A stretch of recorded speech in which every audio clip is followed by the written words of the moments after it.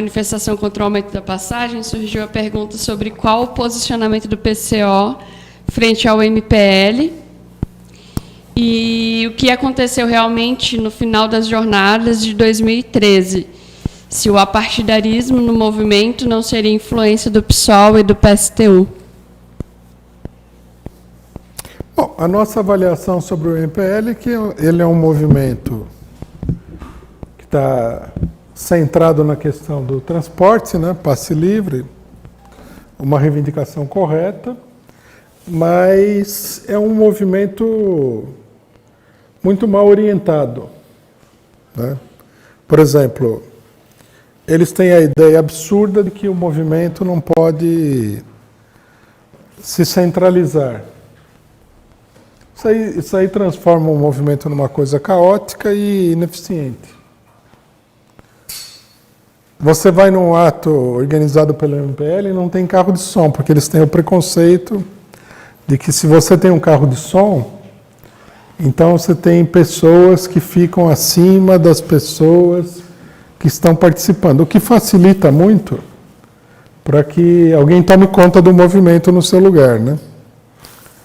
Então eles têm uma série de orientações confusas e apesar de eles chamarem manifestações e tudo mais, a conduta deles é uma conduta que prejudica o próprio movimento, tem que ser muito criticada.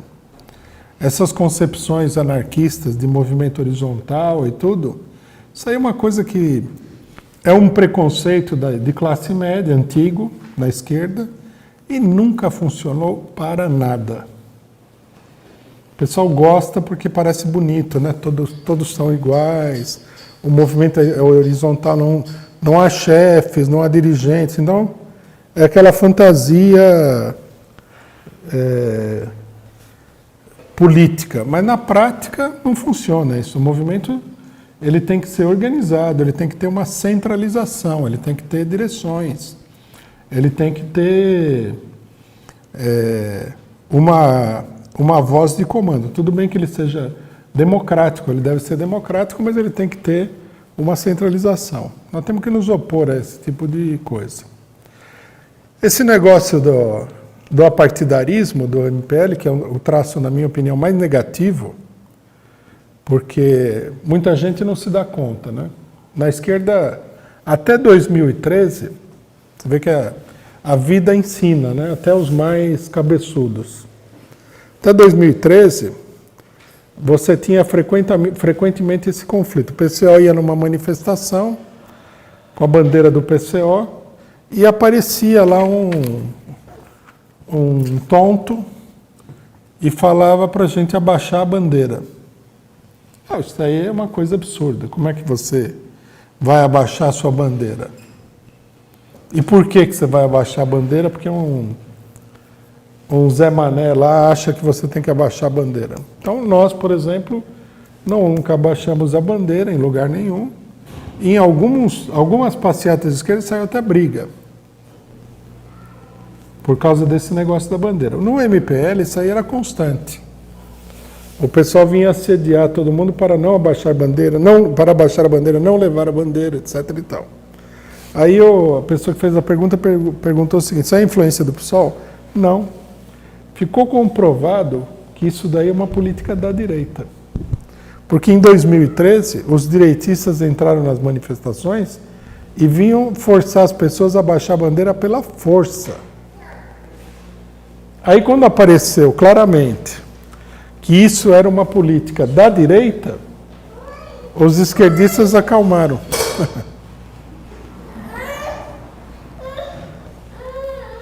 Os esquerdistas acalmaram e pararam um pouco com isso daí.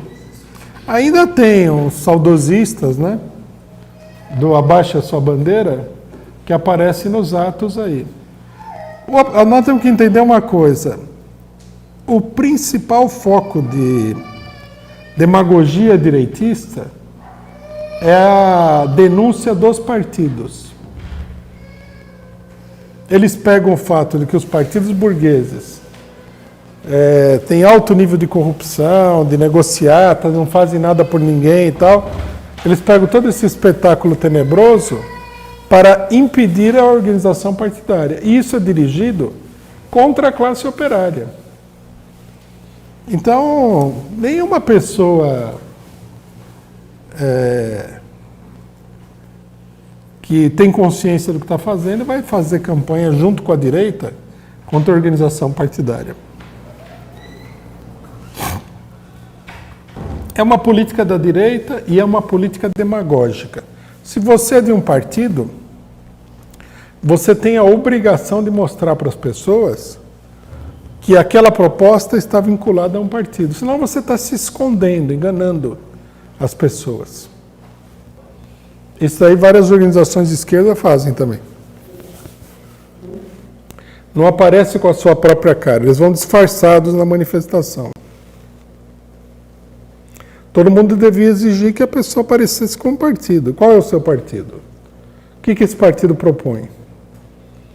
Né? Isso aí é uma questão de ser claro, ser, digamos assim, para usar um clichê, transparente com as pessoas de um modo geral.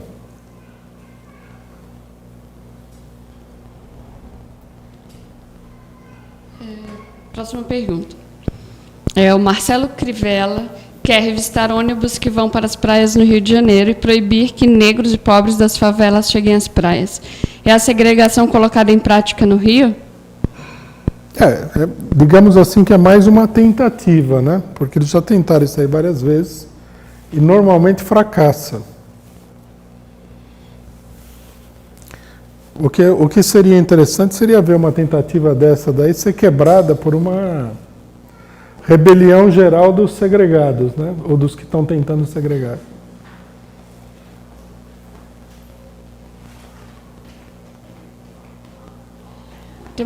São duas perguntas relacionadas ao... Você comentou já, mas eu acho que é importante comentar agora também, sobre o ato da anulação do golpe que teve na POSP. Então, a primeira pergunta é qual a importância dos comitês de luta contra o golpe e do evento, que teve a presença do ex-ministro Eugênio Aragão. E aí, emendando essa pergunta, a pessoa comenta que gostou muito da fala do Eugênio Aragão e que só discorda quando ele disse no final que o golpe nasceu aqui e apenas teve a ajuda dos Estados Unidos. E aí pede para você comentar isso. Bom, a importância é óbvia, né?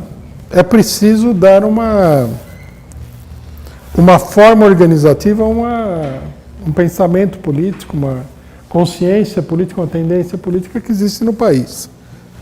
Nós acreditamos que as pessoas que condenam o golpe e que querem o fim do governo golpista e o respeito ao voto popular, que é uma coisa elementar, são em número muito grande no país. Nós temos que entender que se você é a favor da democracia, se você é um socialista, um revolucionário, e você aceita, né, que uma cambada de direitistas, malfeitores, orquestrados aí por um país estrangeiro, derrube o presidente de esquerda, você não tem papel nenhum na vida política do país. Não adianta alegar que você é super revolucionário e você não se interessa pelas eleições.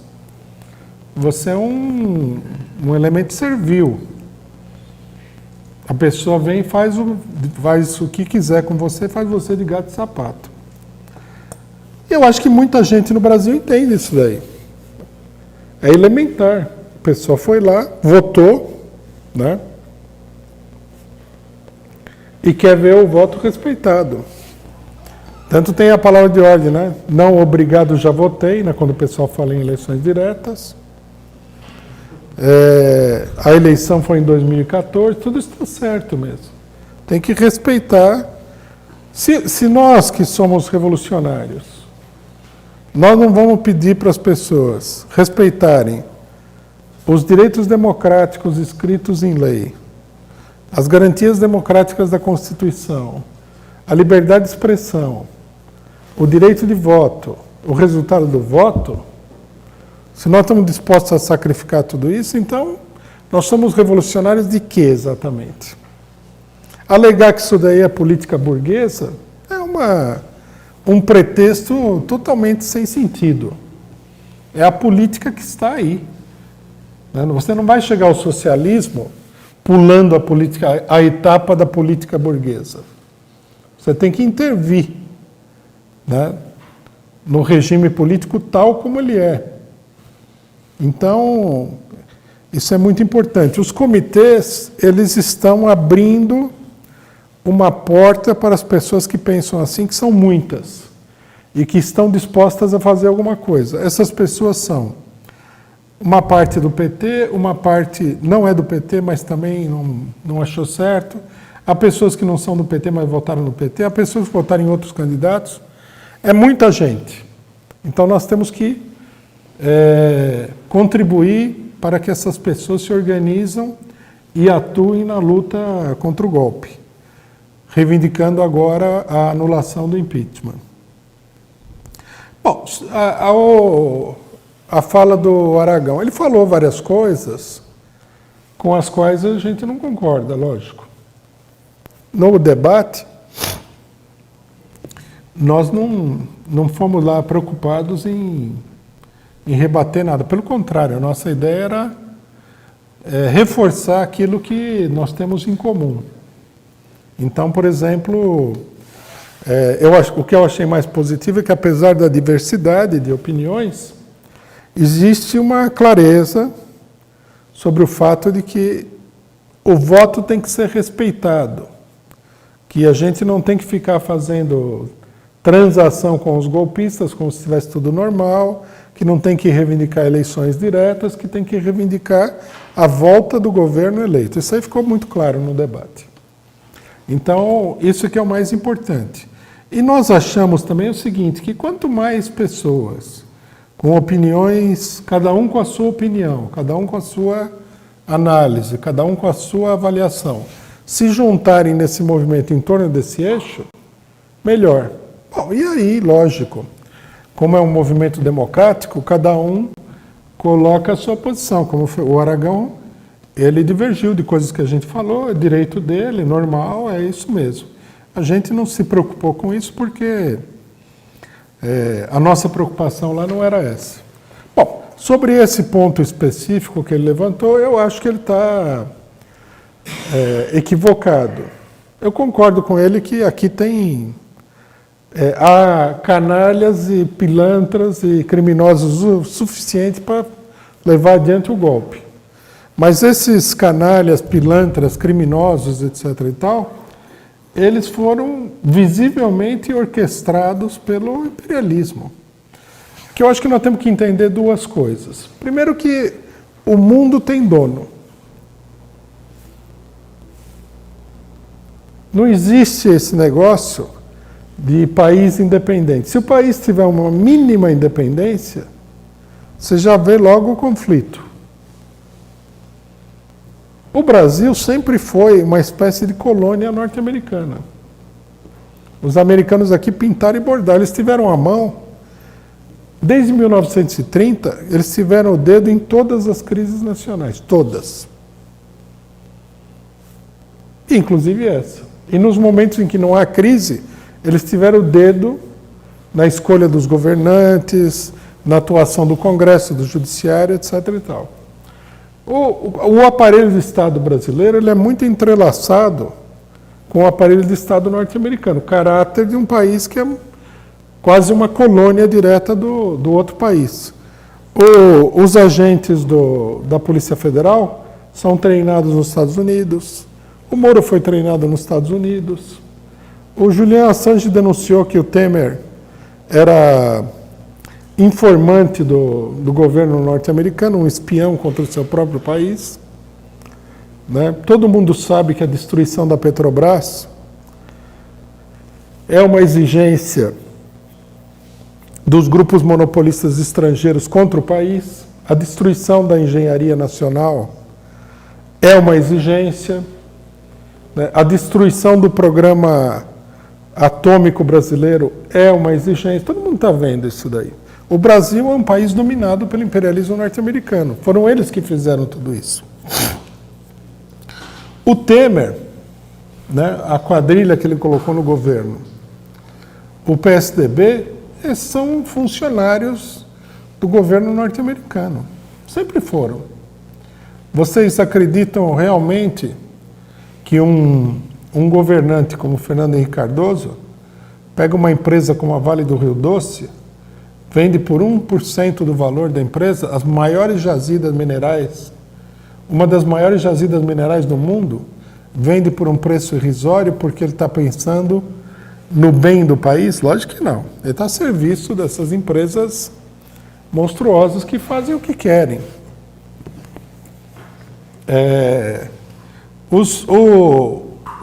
No seu tempo de maior vigor, né, quando o imperialismo era menos decaído do que hoje, eles mataram um monte de gente, dos governantes de diversos países. Eles deram um golpe de Estado em coisa assim de centenas de países.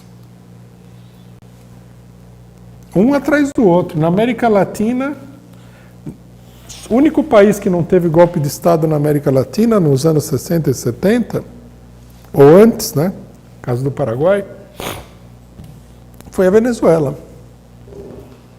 E todo mundo sabe hoje, porque está documentado, que o golpe de Estado ele foi apoiado, organizado pelos norte-americanos, pelos ingleses, pelos franceses, não é só os norte-americanos, não vamos cair nessa distinção, embora os norte-americanos sejam mais importantes.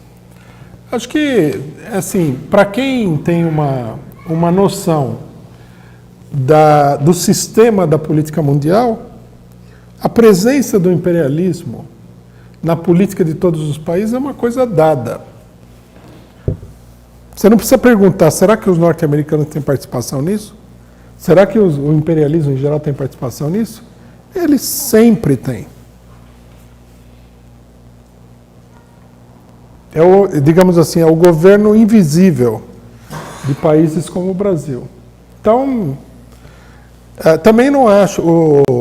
O ministro falou o seguinte, que se nós falamos que foi imperialismo, nós estamos tirando a culpa dos outros, de forma nenhuma. Esse Temer é um capacho do governo norte-americano, um lacaio. Ele é assim um Calabar, um João Silvério dos Reis, uma figura desprezível. Mais desprezível do que se ele desse o golpe em nome próprio.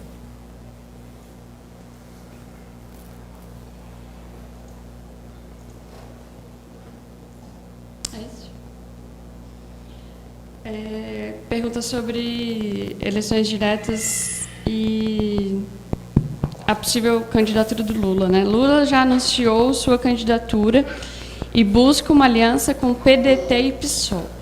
Neste caso, podemos dizer que seria uma frente da esquerda pequeno-burguesa? O PCO apoiaria uma possível candidatura de Lula? PDT e que mais? PSOL, segundo PSOL. ele. Bom, essa aí é a reprodução, né, sob uma outra forma da Frente Popular que o PT vem mantendo desde 1989.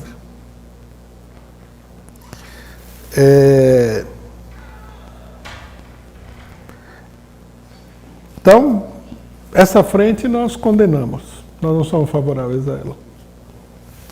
Nós somos a favor de candidaturas independentes da classe trabalhadora e dos movimentos de luta. Então, o PCO não participaria dessa frente. Agora, sobre o apoio da candidatura do Lula, é possível apoiar essa candidatura dependendo das circunstâncias.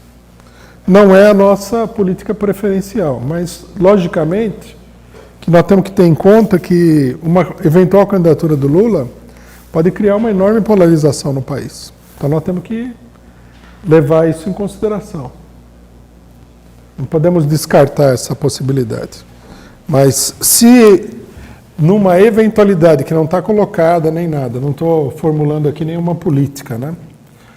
Nós apoiássemos isso daí, seria um apoio crítico de fora de qualquer tipo de acordo programático e tal. Deixa eu só emendar, então, porque a próxima pergunta tem a ver com isso. Se o PT, estando no governo, e chamasse o PCO para compor, fazer parte do governo, o que a gente faria?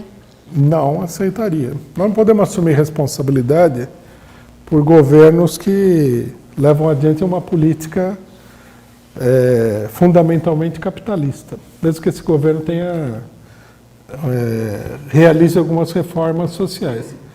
De fora do governo, a nossa posição ela seria a mesma que hoje. Se o governo atacar os capitalistas, atacar o imperialismo, nós apoiamos essa política. Mas toda política que seja de acordo com a burguesia, nós vamos rejeitar. E, de um modo geral, a nossa exigência seria que o governo rompesse com a burguesia.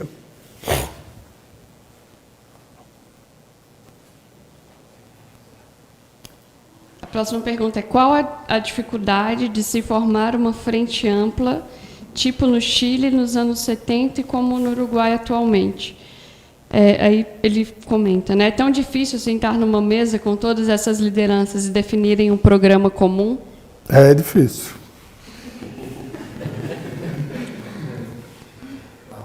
É difícil até porque eu não acho... Nós temos que encarar... Primeiro, nós temos que encarar a coisa de um ponto de vista prático.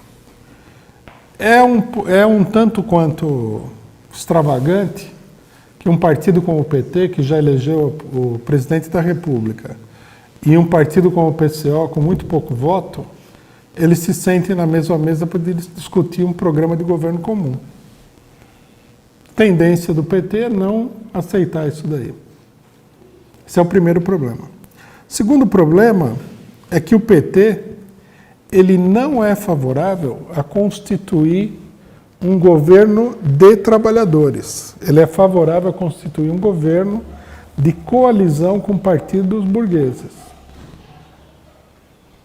Então, isso é um obstáculo porque nós defendemos o interesse da classe operária. Nós não podemos defender uma proposta de administração do Estado, que é a organização própria dos inimigos da classe operária. No debate foi dito o seguinte, que o PT chegou ao governo, mas nunca teve o poder. Nós temos essa mesma concepção. Que eles nunca tiveram de fato o poder. Tiveram uma pequena parcela do poder. Nós não podemos entrar num governo que, no final das contas, vai estar sob controle dos inimigos dos trabalhadores. E para você se manter nesse governo, você vai ter que acabar aceitando políticas e outras coisas que contrariam frontalmente o interesse dos trabalhadores. Então não faz sentido nenhum entrar nesse tipo de governo. Agora, o fato de o pessoal está preocupado assim, fortalecer a luta contra a direita e tudo mais. Nós não precisamos estar num governo desse para lutar contra a direita. Nós nos dispomos e sempre nos dispusemos a defender todo tipo de medida progressista do governo. É a nossa política. Do governo de esquerda, né? Não do governo de direita.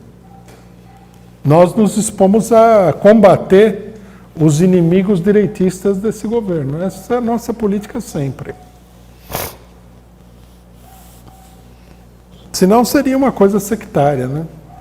Eu não estou no governo, então eu vi acontecer isso daí. Quando o Lula assumiu, ele lançou o plano do Bolsa Família. E aí várias organizações de esquerda falaram, isso é demagogia, assistencialismo, clientelismo, absurdo, pô. O povo está passando fome. Se um governo de esquerda não tem a capacidade de dar dinheiro, pelo menos para as pessoas comerem, então tem que pegar o boné e ir embora. Tem que deixar o lugar, desocupar o lugar para outro, né? Para outro ocupar. Nós apoiamos criticamente. O governo Lula lançou a proposta de cotas para negros nas universidades. Nunca foi a nossa proposta. Nós nem achamos que é uma proposta ideal. Mas nós temos apoiado essa proposta aí contra a direita. O que nós gostaríamos é que a proposta fosse ampliada. Bom, e assim por diante, né? O negócio na Petrobras. Nós não apoiamos a política do governo Lula. porque a nossa proposta é estatização, mas nós somos contra a política da direita que quer ir numa política bem mais direitista do que a do governo Lula. Essa política do PCO sempre foi essa, antes do PT entrar no governo, depois que o PT entrou no governo, agora continua sendo a mesma coisa. Nós estamos defendendo a permanência do governo contra o golpe, contra a direita, e assim por diante. Mais uma coisa, né? O Lula não é uma pessoa que nós consideramos assim como a liderança, digamos, ideal do ponto de vista programático, embora ele seja uma liderança real dos trabalhadores. Aí ele está sendo perseguido, nós estamos fazendo uma campanha em defesa dele. Anteontem, no Congresso da POSP, da CNTE, Confederação Nacional dos Trabalhadores da Educação, ele foi chamado a falar no ato de abertura, uma coisa natural, né? Se o PCO dirigisse a CNTE, o PCO chamaria o Lula a falar porque ele está sendo perseguido e é uma questão política importante. Aí uns integrantes do PSTU, né, viraram as costas, fizeram um ato de desaforo contra o Lula dentro da questão. Tem uma pergunta aqui também sobre isso, e inclusive com um link de que o PSTU está fazendo propaganda desse ato deles no CNTE, no site deles, com matéria e tudo. É uma vergonha isso daí. É um partido vergonhoso. Eles, inclusive, é natural que eles façam assim, porque eles propõem que o Lula seja preso pela direita, né? Eu nunca vi isso daí, essa política de um partido que se diz de esquerda querer prender uma outra pessoa de esquerda, mesmo que essa outra pessoa de esquerda tenha uma política de conciliação de classes e tudo mais. Então, nós, por exemplo, nos colocamos contra esse ato do PSTU. O pessoal enxotou o PSTU da sala, era meia dúzia de pessoas.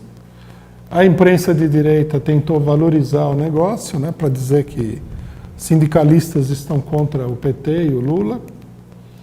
E, no final das contas, é só isso que acontece. O PSTU, com essa política, é garoto propaganda da direita golpista, né? A pessoa tem, na política, nós temos que saber, se situar qual que é o nosso terreno de ação. Uma coisa é você ser crítico de uma determinada política. Outra coisa é você atravessar a barricada de classe e parar no campo inimigo. Isso é totalmente absurdo. Aliar-se com a direita contra o PT ou contra outros partidos de esquerda, de forma nenhuma. É impossível você educar as massas com uma política dessa. Nenhum trabalhador minimamente consciente vai aceitar que você apoie o Michel Temer, o Fernando Henrique Cardoso contra o Lula. Isso aí você pode ir no meio dos trabalhadores, só gente muito confusa que vai falar isso aí. Até trabalhador que não gosta do PT, que acha que o PT fez um monte de coisa, várias coisas erradas, eles não adotam essa política.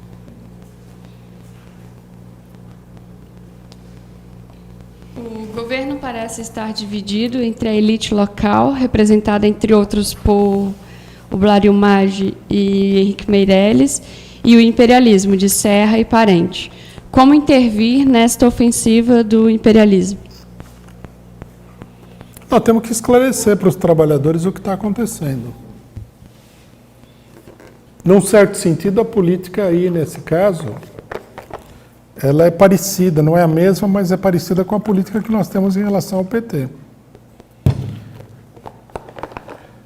Em última instância, a luta da classe operária mundial é contra o imperialismo mundial. Então, nós temos que ter isso daí como um guia, um mapa.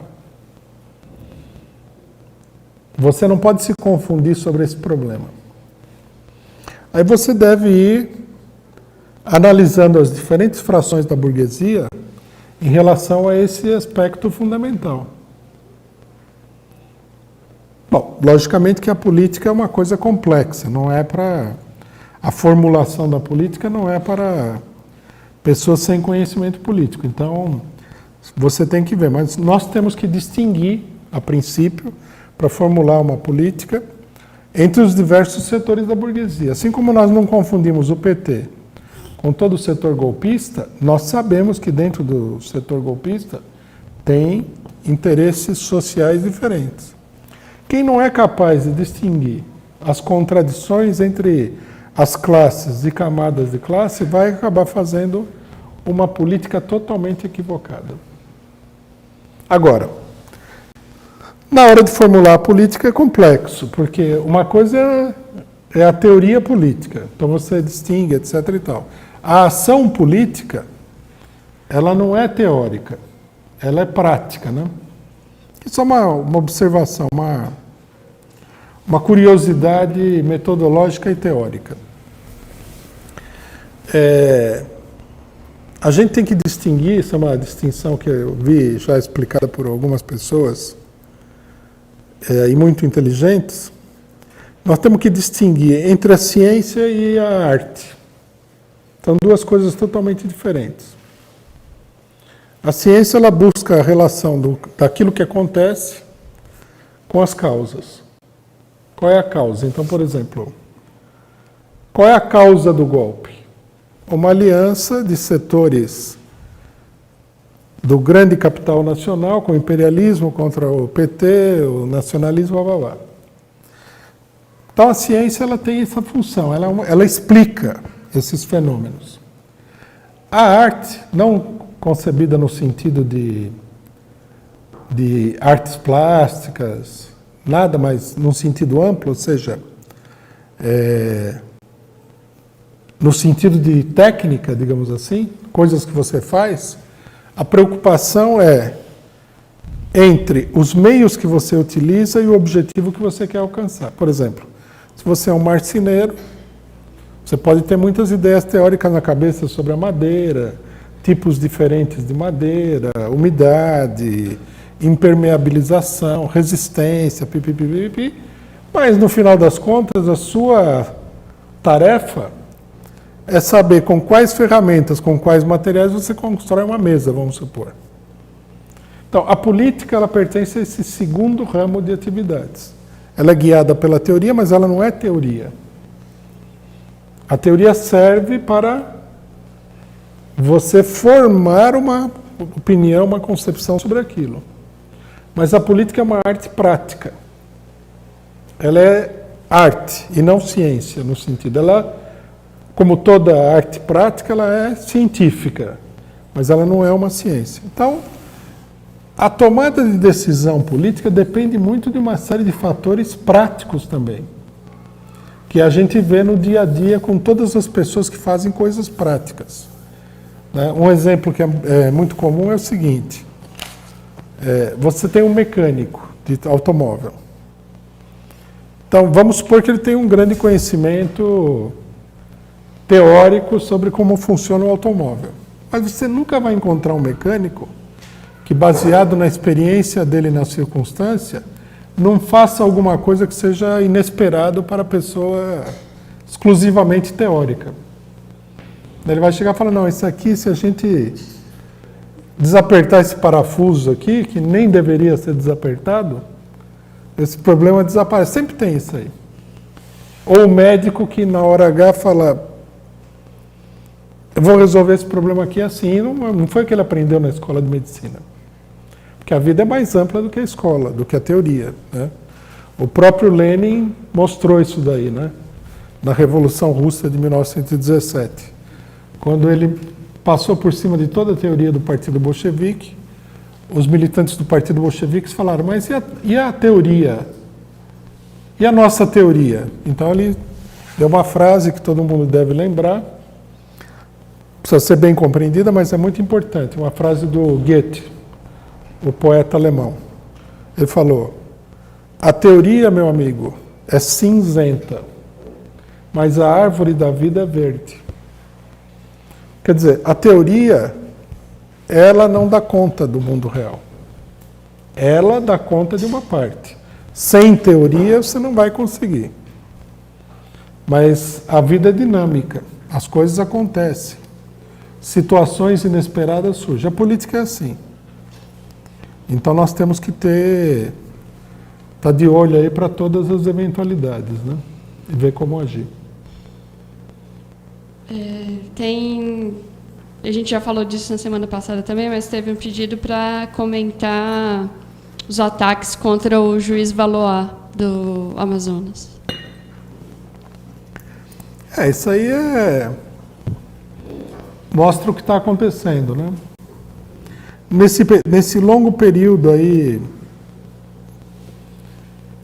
grosseiramente democrático, pseudo-democrático, surgiram várias pessoas no meio jurídico que têm uma mentalidade democrática, que têm uma concepção democrática. Alguns ligados, inclusive, aos trabalhadores e tudo mais. O Luiz Carlos Valois, do Amazonas, né? Ele é um juiz que ele escreve no Diário Causa Operária, as pessoas que já viram as crônicas viram o pensamento dele.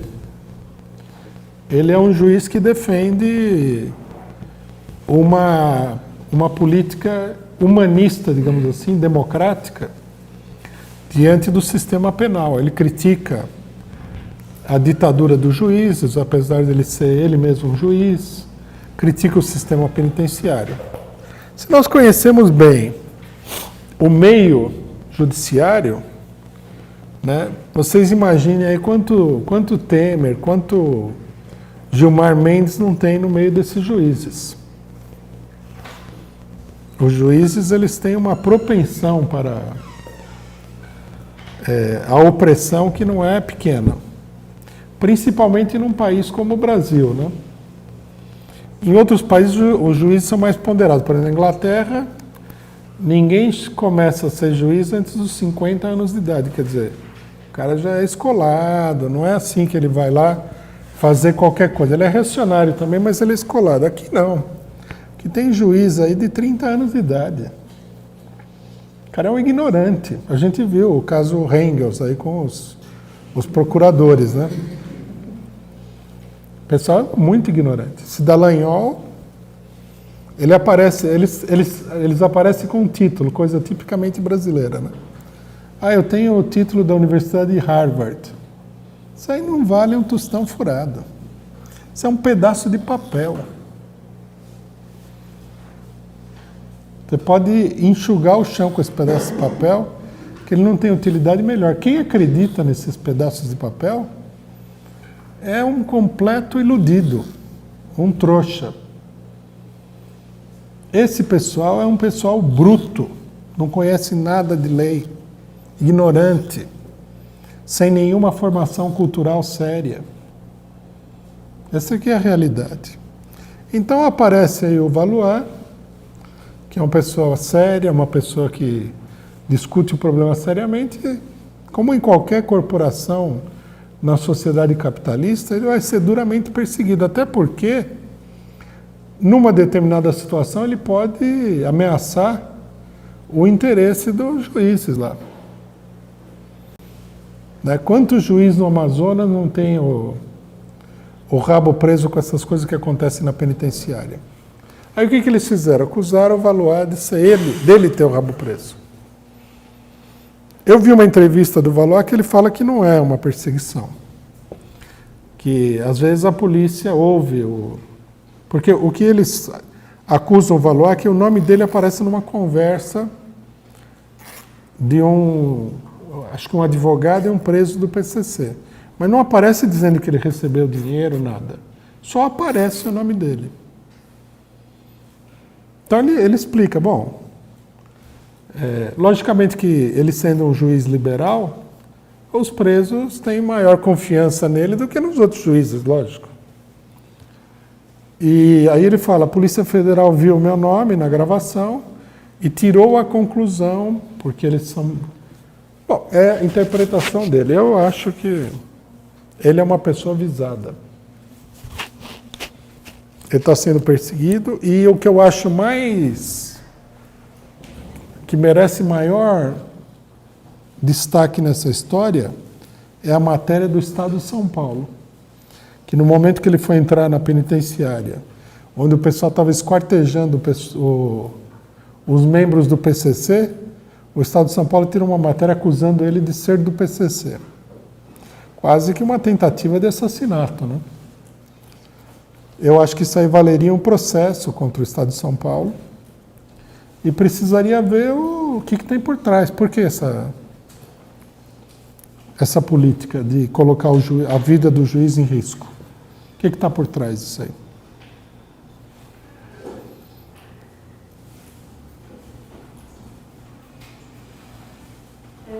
Alguém aqui tem uma pergunta? Legal, depois próximo.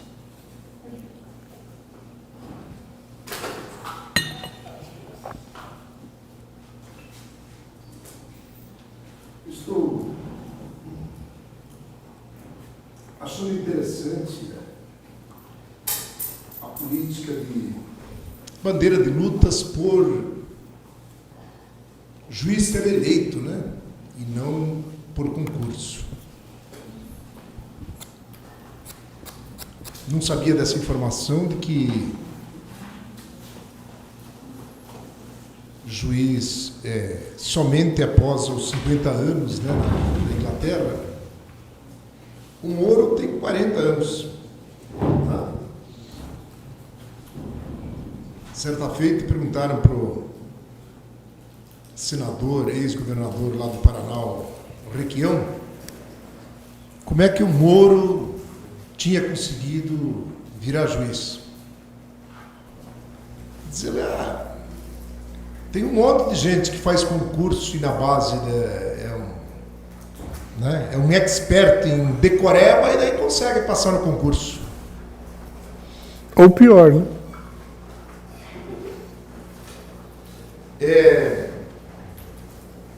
Mas é o seguinte, Paulo Sérgio Pinheiro, brasileiro aí, né? Ele é embaixador. Ele deu uma entrevista boa essa semana, não nos grandes meios aí, né? Eu acho que foi para o tal de Diniz. Mas eu queria reproduzir algumas frases dele aqui, né? Paulo Sérgio Pinheiro é chefe da Comissão Independente de Investigação da Violação dos Direitos Humanos na Guerra da Síria. E ele disse que o mundo vinha abaixo quando 5 foram decapitados na Síria, né? E aqui no Brasil não foram só 5, né? Não sei quantos aí, mas próximo de 50, né? Mas... E ele disse o seguinte: empresários, governo e parlamentares são comprados por organizações criminosas e eles não querem resolver esta situação. Disse mais, que a administração dos presídios está terceirizada para serem administrada por organizações criminosas. A solução, ele colocou, era, que é a mesma do artigo aí da posição do PCO, né? De soltar os presos que são provisórios, preventivos e não condenados. Foi colocado aqui que um deles, né, um tal de Alex, 25 anos, ele estava preso preventivamente, não tinha condenação nenhuma, e foi um dos decapitados lá do Amazonas, né?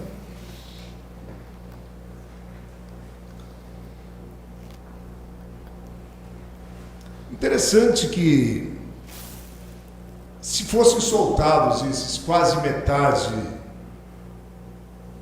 de não sentenciados, não condenados, estaria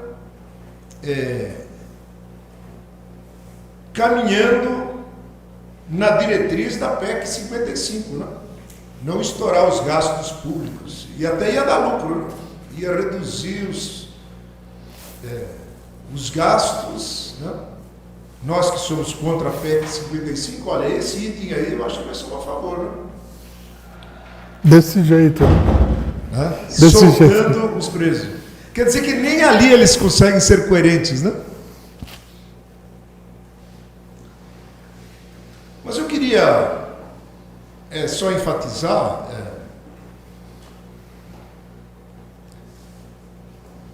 a banalização da prisão preventiva e trazer aqui um testemunho real, né? Eu, 22 de fevereiro de 2013, foi decretada a prisão preventiva minha, né? Fiquei 5 dias encarcerado, 4 dias na prisão do Imbu e 1 dia aqui no Belenzinho, né?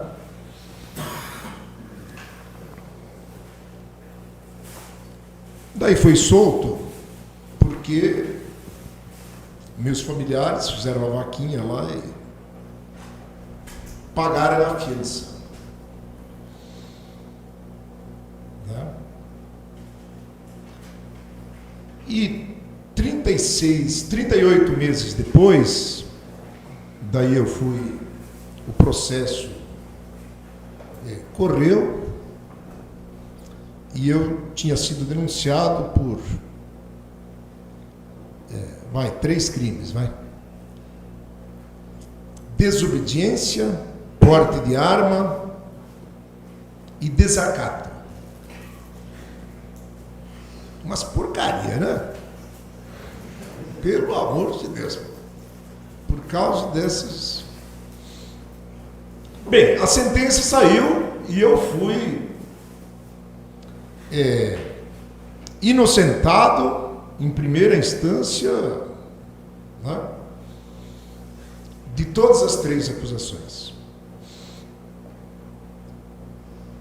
Tá bom, eu consegui a fiança, etc. Eu fico imaginando que se eu não fosse branco, né, e quanto a maioria dos encarcerados que não tem o dinheiro para fiança, né, Não tem advogado? agora eu seria solto, né? Quase 40 meses depois eu seria solto, né? Mas senão eu estaria lá 3 anos e 2 meses. É isso? Pelo grave crime cometido por mim de desacato, que o juiz falou que não houve. E, aliás, quem me acusou também concordou que não houve desacato, tanto que eles não recorreram da sentença, né? O porte de armas foi uma invenção do delegado bêbado e chapado lá do Imbu, né? Bêbado e chapado foi o termo que eu tomei emprestado, depois eu fiz um panfleto, né, com esse título, e depois esparramei pela cidade toda, inclusive na frente da delegacia,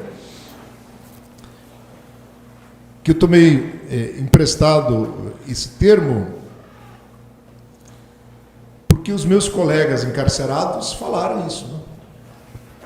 O delegado veio lá assim, com os olhos assim, todos arregalados, vermelhos, de madrugada na cela lá, todo possesso, e batendo na grada, né? Vem cá, gaúcho, você vai ficar aqui 8 anos na cadeia, não sei o que, babá. E depois, quando ele foi embora, assim, né? Daí eu disse, nossa, ele devia estar bêbado e chapado, né? No panfleto, depois eu conversei lá com os meus colegas encarcerados e eles diziam, né? Uma que eu fui fazer uma pesquisa, por que eles estavam presos, né? E todos, nenhum deles devia estar preso, né? Eu não, mas os outros também não, né? A maioria deles, porque estavam vendendo uns palitinhos lá de cigarros, né? teve um sujeito lá que ele comprou arma, ele comprou munição para a arma dele sem nota, né? Não tinha nota da munição, daí prenderam ele. Um outro acusado de assassinato, mas não foi em flagrante, estava lá. E assim, porcariazinhas. Então eu fico constatando o quanto que se desperdiça dinheiro. Lá na nossa cidade, 3 delegados plantonistas, né? 3 carcereiros. Os dias que eu fiquei lá, comi de graça, né? Do governo lá, tá? Mais os investigadores, etc. Deveríamos estar todos soltos, né? O delegado nem precisava estar lá, né? Depois, no panfleto que a gente panfletou para denunciar o delegado, além de ter denunciado ele à corregedoria, né? Daí nós dissertamos lá, o panfleto fui eu que escrevi, um dia até vou trazer para vocês aí. Eu disse que o delegado tinha cometido 5 crimes, e citei todos eles, e panfletei toda na cidade, né? Eu e mais uma turma lá, né? Então é isso, né? A banalização das prisões provisórias, preventivas, etc. Uma outra coisa, agora essa pergunta que eu queria saber, né? Um pouco que eu leio lá sobre Israel e a questão dos palestinos, os palestinos, né? Eles vão trabalhar todo dia em empresas israelenses, né? São empregados de empresas israelenses. Eles passam o vexame de serem revistados todos os dias, né? Para ver se eles não estão levando armas para assassinar israelenses.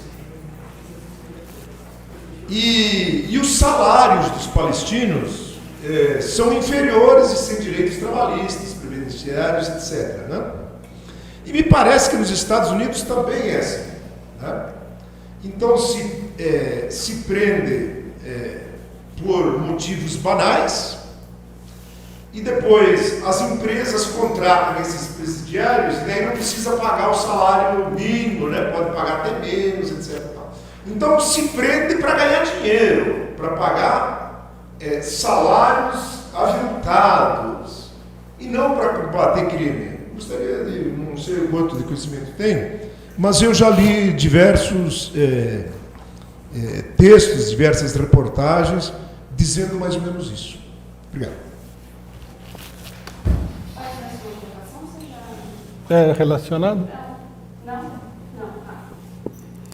Eu acho o depoimento do Nivaldo importantíssimo, porque uma coisa que a gente deve combater é essa ideia absurda, irracional, louca, de que todas essas pessoas que estão presas aí, eles não são gente. Eles seriam assim que nem seres de filme de terror, vampiros, lobisomens e tal. E por incrível que pareça, muita gente, até de esquerda, até liberal, tem uma ideia desse tipo. A esmagadora maioria das pessoas que estão presas são vítimas de injustiça. Essa aqui é a grande realidade. Todos eles são gente, até os mais violentos. Né? Algum motivo levou a pessoa a ficar violenta assim. E a maioria tudo são banalidades, tudo é injustiça e tudo é o esmagamento da população. Esse caso que ele citou dele mesmo é assim: você incorreu aí no desagrado da autoridade pública, o delegado, etc. e tal, você pode ter seríssimos problemas. E como ele falou, ele podia ter ficado 3 anos na prisão provisória, Poderia ter sido cometida mais uma ilegalidade, ele poderia ser enviado para um presídio, sendo preso provisório, para uma penitenciária, porque penitenciária é para pessoas que estão cumprindo pena, né? Seria bom perguntar o que os presos provisórios estão fazendo na penitenciária. É todo um regime de extrema arbitrariedade. Todo mundo é pobre. Se o cidadão tivesse um bom advogado, tivesse dinheiro para pagar fiança, não fosse considerado como um ser humano de segunda categoria porque ele é negro, etc. e tal, ele não ficaria nessa situação. E vocês vejam o que aconteceu. O Nivaldo aqui é da direção estadual do PDT, não é uma pessoa desconhecida. Outra coisa que muita gente não sabe é o seguinte: nos movimentos estudantis que nós tivemos aqui em 2008, 2010 e tal, um monte de gente foi presa com acusações semelhantes a essa. O juiz, uma pessoa totalmente sem cabeça, acusou estudantes que estavam fazendo o movimento estudantil de associação criminosa, formação de quadrilha. Num caso, foi quebrada uma porta de um prédio, todos foram acusados de depredação do patrimônio público. Quer dizer, desacato à autoridade, um monte de coisa. Tudo isso aí poderia ter levado o pessoal a cumprir pena de prisão aí. É uma coisa absurda. Então, eu acho muito importante esse depoimento, porque nós precisamos, através da propaganda nossa, criar uma consciência de que esses presídios, isso é uma monstruosidade. Só queria esclarecer uma coisinha que ele citou o Paulo Sérgio Pinheiro, que fala que deveriam libertar todos os que não foram condenados. A nossa opinião é a seguinte: está certo isso daí, mas nós achamos assim: se o Estado Nacional Brasileiro, o Judiciário, a Polícia, quer colocar uma pessoa na cadeia, ela precisa ter condições para colocar a pessoa na cadeia. Cometer um crime, verdadeiro ou falso, grave ou pequeno, não dá o direito de ninguém de colocar um ser humano em condições subhumanas e degradantes. Se você não tem condições de alojar aquele preso, você não tem direito de prender. Não interessa o que a pessoa fez. Para prender, tem que ter condições de prender. Você não pode, num país civilizado, que supostamente tem leis, tem uma Constituição e tudo mais, criar um depósito de carne humana. Não está em nenhuma lei previsto isso daí. Então não pode, simplesmente não pode. Né? Os advogados democráticos, os juízes deveriam falar, não tem um local adequado para prender a pessoa, não pode prender. Hoje eu estava vendo uma matéria sobre esse assunto, tinha uma foto de um presídio. Bom, primeiro que aquilo lá é inabitável. Mas um detalhe que me chamou a atenção, tinha vários cubículos assim de alvenaria com um colchão, né? Onde cabia um colchão, um dormitório de preso. Um corredorzinho estreito e no fundo do corredor tinha um colchão no chão, quer dizer, não tem lugar nem para o cidadão dormir, pô. No outro presídio os presos foram autorizados pela diretoria do presídio a construir umas favelas do lado de fora da cela. Quer dizer, não só se tem a favela na cidade, agora se tem a favela dentro do presídio. E por que eles fizeram isso daí? Porque o povo já não aguentava mais ficar lá preso. Você imagina, Amazonas é uma das mais altas temperaturas do Brasil. Você imagina você ser empacotado lá dentro, com um monte de gente? Isso aí é tortura. Né? Contraria até a Convenção dos Direitos Humanos da ONU, que o Brasil é signatário. Não sei como podem aceitar. Tudo bem, tem o Bolsonaro que acha que Porque o cidadão cometeu um crime, ele perde todos os direitos, ele vira assim como é que se diz? Um condenado ao inferno. Né? Porque quem vai para o inferno, segundo a religião, esse não tem mais direito nenhum. Esse foi lá para sofrer as piores formas de tortura. Bom, a prisão, embora seja uma espécie de inferno, não é para ser um inferno. Outra coisa também que é interessante é o seguinte, Bolsonaro, ele é amigo de uma série de policiais aí. Muitos dos apoiadores dele são policiais. E esses policiais cometem crimes. Assassinato de pessoas, inclusive desarmadas. Então esses policiais, eles têm que perder todos os direitos de serem mandados para o inferno. Vamos colocar o cara num presídio ao ar livre, na selva amazônica, lá para o cidadão morrer, que nem faziam na época da República Velha com os presos políticos. É um absurdo. Então eu estou de acordo, acho que é importantíssimo. E esse negócio do trabalho é assim mesmo. O que eu acho é que há um esforço para transformar a população carcerária em mão de obra baratíssima ou gratuita. Mas isso daí não é uma coisa generalizada. Acho que eles não conseguiram nunca montar um esquema, até porque a situação dos presídios é complicada, os presos se revoltam frequentemente e tal. Mas existem aí unidades produtivas que atuam dentro de algumas das penitenciárias brasileiras. Nos Estados Unidos existe também. Até eu acho que é errado isso aí. Eu acho que a pessoa deveria ter a oportunidade de trabalhar para o Estado. Acho que o Estado deveria dar condições para a pessoa trabalhar, porque trabalhar é uma forma de humanização do ser humano. Ficar lá parado sem fazer nada não é. Todas as penitenciárias deveriam ter escolas de formação profissional em geral, deveria ter todo tipo de atendimento da pessoa, biblioteca, etc. e tal. Né? Um direitista falaria que a gente, como é que se diz? É aquele negócio, né? Você tem pena do criminoso, leva para sua casa. Não. Justamente porque a gente não quer levar o crime para dentro de casa que nós somos contra isso daí. Porque a política do Bolsonaro, ela leva que aqui o crime vá para dentro da sua casa. A nossa política é justamente no contrário. No sentido de minimizar ao máximo o crime, né? A violência, a selvageria e tal.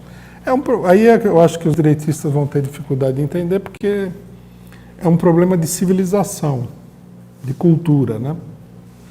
Se você é da idade da pedra, você come carne crua e mata gente com um pedaço de pau, é difícil de entender os critérios da civilização, mas não é o nosso caso. Nós somos socialistas, nós somos gente civilizada. E também tem um detalhe, né? Nós sabemos que isso daí não só não é civilizado, como é uma arma contra todo o povo brasileiro. A hora que alguém não gostar do que você está fazendo, vai aparecer uma acusação, como nós estamos vendo com o Lula, né? E você vai para a cadeia a critério de pessoas desclassificadas como Sérgio Moro, Dallagnol, etc. e tal.